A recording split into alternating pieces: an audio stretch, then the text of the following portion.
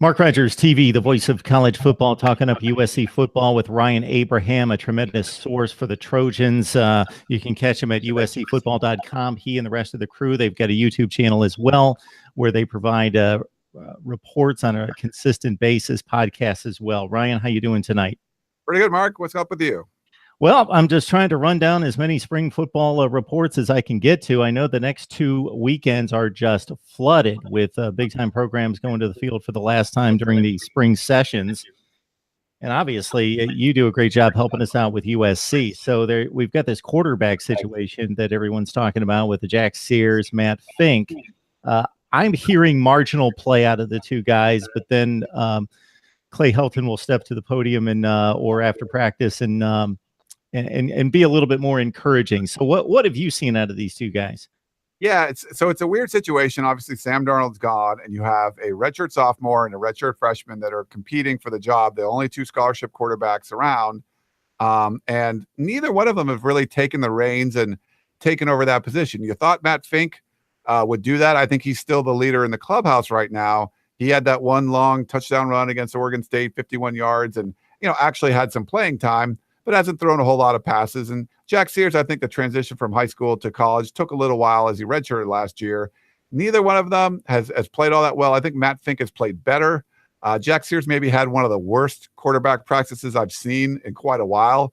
At USC last week, he had 3 interceptions, and during the 11-on-11 team periods, he did not have one completion. So that was a pretty bad day for him, but he bounced back. They had a really physical scrimmage on Saturday. He threw a couple of long touchdowns, which was nice. And I think, completion percentage was up, certainly up above 0, but he played a lot better. And I think Matt Fink has been fairly steady, but not spectacular. But the kind of elephant in the room is that they have JT Daniels out of Modern Day High School, who's a junior in high school, trying to finish up his senior year, cram it all in, and arrive sometime in the late summer. He's been a lot of the practices, Mark, and he's got his backpack on, kind of watching things, and you felt like one of those two guys would just kind of try to separate themselves because they haven't.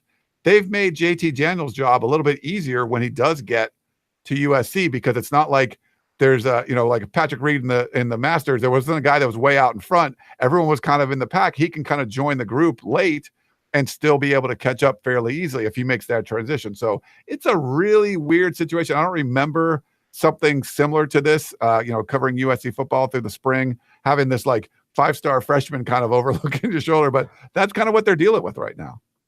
Yeah, we always talk, especially at the quarterback position, but really across the board, we talk about potential. We talk about ceiling, but you just mentioned Jack Sears' floor. So you don't certainly want to march him out onto the field against Notre Dame or UCLA or anybody and have him bottom out with that kind of performance. But it was nice to see that he had some fight and was able to come back with and really pull his game together a couple days later. You mentioned JT Daniels, Ryan, and this is interesting to me because the hot shot, the freshman, the big recruit is always the guy people are clamoring for. And then there's more justification to it in this case because of the marginal play that you're talking about at the quarterback position. But do you think USC fans are putting a little bit too much stock in JT Daniels being the savior right out of the gate? Yeah, I would say it's asking a lot, because he is still a junior in high school. And it's a big move. You've seen 5-star guys make the transition from high school to college. Tyler Vaughns is one of the best receivers, if not the best receiver on the team. He redshirted after being a 5-star in high school. Just took him a little while to get going, but his spring after that redshirt year was great. It would be really good for JT Daniels if he could just redshirt. He doesn't even have a spring football to come in early like most quarterbacks get. So it's a big ask to ask him to come in and do that. And I don't think that, we saw what Clay Helton did a couple of years ago, letting Max Brown start over Sam Darnold. My guess is if JT Daniels starts, it's not game 1 against UNLV. It might be game 3 or game 4, because USC does have to go on the road and play Stanford and Texas. Maybe they struggle in those games, like they started off, 1-2 in 2016, and they put in Sam Darnold. Maybe something similar happens where they start off 1-2 and you put in JT Daniels. So that would be my kind of guess. I think Matt Fink's going to end up starting the opener. That's my guess, but obviously we're a long way away from that. And of course, the most important component to either quarterback or one of the three quarterback success will be the play of the offensive line up front. And that's probably been the poorest unit on the field for the past couple of years. So, any hope that there's going to be a better offensive line play in 2018? Yeah, they brought in, so Neil Callaway's still the offensive line coach, kind of gets maligned, but the Trojan fans aren't always that happy with him. He goes way back with the Helton family.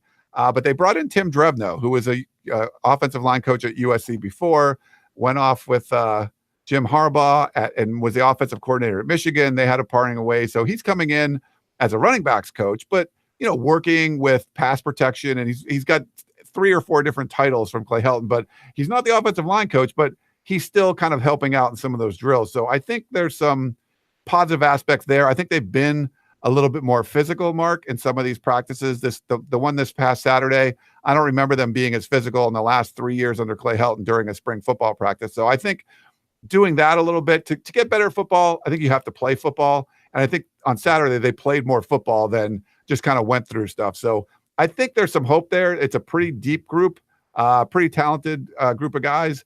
If they're not better on the offensive line, there's really something wrong. So I think there's some hope there, but that's certainly an area where they need to improve.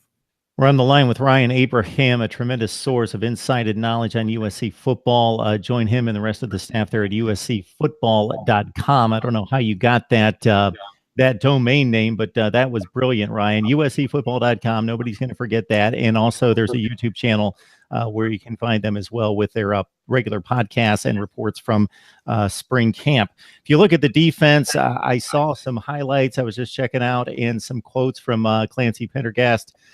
Porter Gustin obviously missed most of the last season. He made a big play in a scrimmage, forcing a turnover that went all the way back for a touchdown. Your thoughts about the defense, and who do you like that's really stood out thus far? It's really nice to see Porter Gustin out there. He's about 270 pounds now. He'll be one of those big play guys coming off the edge, and not having him around a lot of last year, I think really hurt this defense at times. They had some really steady players, but they needed some big playmakers, and he's definitely one of those guys. So having him in there, I think, helps a lot. It's a much deeper group than we've seen before. Sometimes they would travel only 3 healthy cornerbacks. It's the secondary is going to be a lot deeper. They're better at linebacker. I think they're better and deeper on the defensive line. So the question is going to be, do they rotate much? Because Clancy Pendergast likes to just play his 11, 12, maybe 13 guys, different packages and stuff. And in college, you usually see a lot more rotation than that. So I think they have the talent. It has to be guys that can play well enough that Clancy Pendergast will trust. I think his trust list is going to be longer this year. So I think you're going to see more guys play. And that's one of the things the fans kind of really wanted to see. So deeper group, I think this is going to be the strength of the team. They've been playing really well in spring, but like we said, the quarterbacks have struggled a little bit. So it's hard to say which one was really winning out. But I do think this defense will be improved. It will be better. And you might see more guys in the mix and some of the younger talent being able to get out there and show what they can do. And that's a difficult call for a defensive coordinator in regards to trust along the defensive front. If you're facing like a Stanford running game and you'd love to rotate 7 or 8 guys, but you only trust 5, then you've got to mix and match and try to figure out the best time to spot certain guys. All right. Clay Helton's been on the scene now. This is his 3rd spring. I'm just interested because obviously he takes over. He's got to conclude against one of the tougher schedules in college football. That first season into the bowl game against Wisconsin, turns around with a rough 3-game stretch to start out 2016, wins the Rose Bowl, the Pac-12. The USC people I have commenting here, Ryan, which is a fraction of what you hear, I'm sure, just still don't seem to be satisfied despite a Rose Bowl Pac-12 championship. But just your thoughts about maybe Clay Helton spring of 18 versus what we've seen in previous years. Yeah, I think he's changed things up a little bit. I mean, there's certainly a lot of criticism.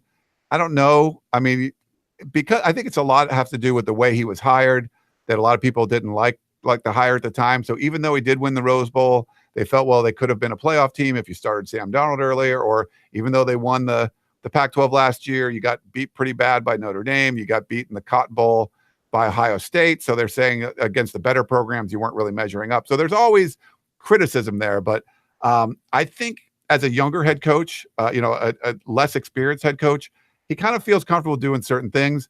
And you haven't seen a lot of changes happen, but I've seen a couple changes this spring. I think they've really changed the way they're teaching the defensive backs.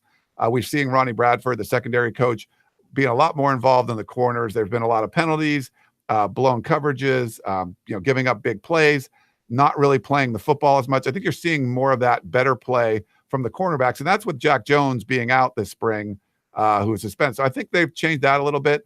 And special teams was woeful last year, and they have a full-time special teams coordinator who's supposed to be a special teams guru. They shouldn't be as bad as they've been. I mean, just bad punt returns. They weren't really blocking any kicks. They weren't doing anything special, and you're giving up those hidden yards on special teams. They're practicing less. And they also would practice a lot on special teams. They're using less practice time on special teams, and when they're doing it, there's less guys standing around. They're doing more specialty stuff where groups of people are doing things at the same time, so it's kind of spread out a little bit more. So I've seen some changes. I think even on the offensive line, doing some more physical drills too. Some changes we haven't really seen from Clay Helton the first couple of years. So I think he's probably taken it all in. You read the criticism, you hear about it, you hear people talking about it, and make some assessments. So I think he's made some assessments and made a few key changes that could pay dividends. We'll see this season. Ryan, many of us wait for the spring game, and then we're disappointed because it's not real football. But in terms of assessing talent and looking for young guys that may need to step up, fill a void, and be impact players this year, we're looking to that spring game. But you note that's very accurate. Some of these scrimmages are just as important, and they're basically the same format to a certain extent as the spring game. So are there any young guys that maybe are way off the radar, haven't seen a whole lot of time, that you're excited, have jumped out, made plays, and might be impact players this fall? Yeah, I think there's a few. I think you're going to see some come in the fall, but from the spring, there've been a few early enrollees, a couple of guys on the defensive side of the football that Clancy Pendergast brought out, called out specifically. Kanai Mauga is a linebacker from Hawaii. I keep saying his name wrong. I think it's Mauga, but we've said it like 5 different ways. But really impressed people. They got Jordan Iosefa a couple years ago out of Hawaii, 3-star guy, not as heralded, but when he comes in, he just plays his heart out. And I think you're seeing the same sort of thing from Kanai there. So I think he could be someone that gets in the mix and plays. And then Talanoa Hufunga, he's one of those guys that could take our job someday because he's a communication major and just a really well-spoken kid. He's a 5-star athlete out of Corvallis, Oregon, Oregon State territory, but he ended up coming to USC and didn't really play safety at all in high school, but he's going to be a safety at USC. He's had a couple of interceptions, a bunch of tackles for loss. He's played really well this spring, and they got to replace Chris Hawkins. I think it's a tall order to expect a true freshman to come in and do that, but I think if he gets on that trust list, he can be in that kind of rotation as well. So probably a couple of defensive players of newcomers have been the most impressive to me so far.